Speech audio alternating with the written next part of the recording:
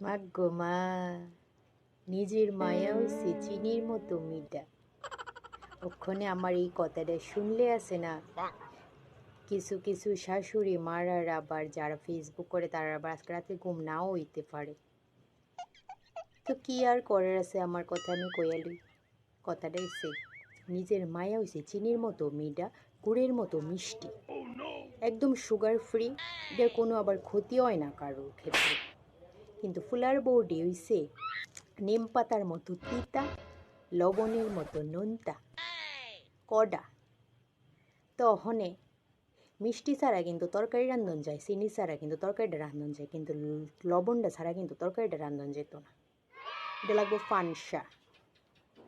হ্যাঁ, তো নিম পাতাটাও কিন্তু শরীরে যে সময় খাজলিটা হয়, চর্মরোগটা হয়, তখন কিন্তু নিম পাতাটাও কামও লাগে। হ্যাঁ, তো কথাটা হইছে, আমার এই কথাটা শুনে যদি কারোর গায়ে লাগে আমি আর কি করুম।